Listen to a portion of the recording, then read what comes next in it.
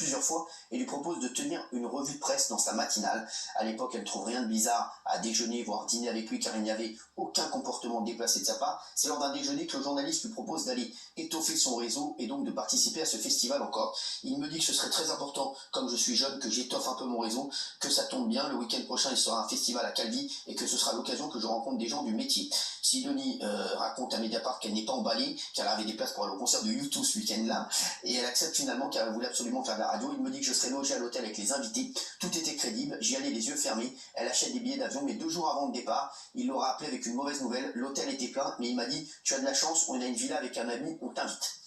Avant de raccrocher, il aurait rajouté « Il y a une piscine, n'oublie pas ton maillot de bain ». Cette phrase m'a coupé les jambes. Soudain, ce n'était plus professionnel du tout. Je ne voyais pas mon futur patron me dire « Prends ton maillot de bain ». Je me suis dit qu'on avait un énorme problème. Elle parle à son compagnon, dont Mediapart a aussi reconnu le témoignage. Je lui ai dit « C'est un plan foireux, n'y va pas. Ce n'était pas un ami de 20 ans, c'était une rencontre professionnelle, c'était louche », lui dit le conjoint de Sidonie Bonnet. Au final, elle part avec son compagnon à Calvi, croise Jean-Jacques Bourdin qui lui dit à peine bonjour à l'aéroport et n'aura jamais de nouvelles pour le job. Voilà, donc ça c'est aussi, oui. Et vous vous rendez compte de ce qu'on fait passer pour un témoignage choc? N'oublie pas ton maillot de bain, c'est ça maintenant, c'est une agression sexuelle, ça fait longtemps. Non mais attends, on entend plein de témoignages de femmes qui ont été harcelées, qui ont été violées, à qui il est arrivé des choses extrêmement graves, et là c'est n'oublie pas ton maillot de bain. Il l'invite dans une villa avec une piscine, il va pas lui dire n'oublie pas tes skis. Non mais tu as totalement raison, c'est débile. Non, mais n'oublie pas tes skis.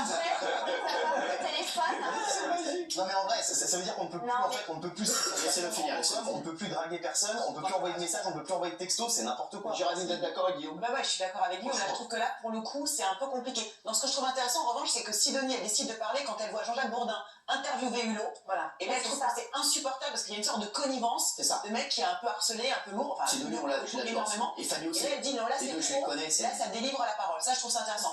Mais effectivement, je trouve que c'est quand même très peu. Et on attend l'effet boule de neige dont vous avez parlé. Parce qu'il y a eu pour PPD, il y a eu pour Hulot, et là je trouve qu'il y a quand même très peu de choses, pardon. Fanny, moi j'ai la chance de connaître très bien Fanny Agostini, avec qui j'ai travaillé à RTL, qui est très sympathique. Fanny, c'est un amour de fille, avec qui voilà, j'avais démarré à RTL, elle était stagiaire, et c'est vrai qu'elle est, Fanny en plus, c'est une bonne vivante, elle parle à tout le monde, elle est sympathique, elle est dark, elle rigole avec tout le monde, elle rigolait avec Jean-Pierre Foucault, elle rigolait avec moi, c'est vrai qu'elle est comme ça, Fanny c'est une bonne vivante, et voilà, moi j'avais adoré travailler avec elle, et c'est vrai qu'elle a fait un parcours incroyable derrière, et mais c'est vrai que voilà, et voilà, c'est quelqu'un qui, Fanny c'est quelqu'un qui parle à tout le monde. Elle est avenante, elle est sympathique, mais voilà, c'est pas. Donc il faut dire au patron aujourd'hui de ne plus rien entreprendre jamais. Non, mais ça veut dire. Non, mais ce qui est gênant, parce qu'on sait jamais. Ce qui est gênant, c'est que si on est. Non, mais ce qui est gênant, ce qui est gênant, c'est que si on est une fille sympathique comme Fanny, jolie, sympathique, et qu'on rigole avec tout le monde, il y a des mecs qui vont s'imaginer des choses. Ça aussi, c'est insupportable pour une meuf. Désolé. Donc il faut pour une fille, c'est insupportable. Non, bah oui. Ah oui, c'est ça, c'est relou, c'est très relou, oui. Enfin, elle décrivait quand même une ambiance assez malsaine, et bon, je vous croyais un peu plus féministe que ça.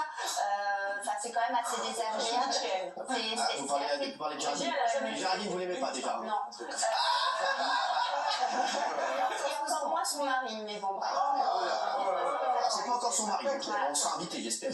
Et il y avait quand même une ambiance extrêmement malsaine, et quand on travaille dans ce genre d'ambiance, c'est pas forcément très agréable. Et c'est les témoignages que les filles que j'ai eues au téléphone me disent aussi que si elles font ça, c'est que si jamais il y a d'autres personnes, d'autres stagiaires, d'autres jeunes femmes qui ont été confrontées à des choses, elles veulent qu'elles leur permettent de libérer leur parole. Et ça, je trouve ça quand même assez hallucinant qu'une femme puisse dénoncer ça. Alors, il y a aussi Mediapart qui parle